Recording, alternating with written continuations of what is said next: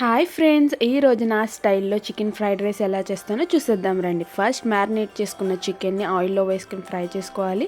And then fried రైస్కి కావాల్సిన veggies అన్నీ చాప్ చేసుకుని పెట్టుకోవాలి. తర్వాత చికెన్ బాగా ఫ్రై అయిన తర్వాత తీసుకుని పక్కకు పెట్టుకుని, నేనైతే ఇక్కడ 2 eggs వేసుకున్నాను. మీరు చేసుకునే క్వాంటిటీ బట్టి మీకు ఎన్ని ఎగ్స్ కావాలంటే అన్ని ఎగ్స్ వేసుకుని బాగా ఫ్రై చేసుకోవాలి. అండ్ దెన్ చాప్ చేసుకున్న వెజ్జీస్ అన్నీ అందులో యాడ్ చేసుకుని హై ఫ్లేమ్లో మాత్రమే టాస్ చేయాలి. ఫ్రైడ్ రైస్కి ఎప్పుడు హై ఫ్లేమ్లో టాస్ చేస్తేనే బాగుంటుంది. అండ్ దెన్ నేను కార్న్ యాడ్ చేసుకున్నాను, కొరియండర్ పౌడర్ అండ్ ఫ్రై చేసుకున్న చికెన్ కూడా యాడ్ చేసుకున్నాను. కొంచెం pepper, salt and chilli sauce, vinegar, మనం ముందు బాయిల్ చేసుకున్న రైస్ ఉంటుంది కదా అది కూడా యాడ్ చేసుకుని సోయా సాస్ యాడ్ చేసుకున్నాను. అంతే, ఫ్రైడ్ రైస్ రెడీ. మీకు కనుక వీడియో నచ్చితే లైక్ చేయండి, షేర్ చేయండి and subscribe my channel. Bye.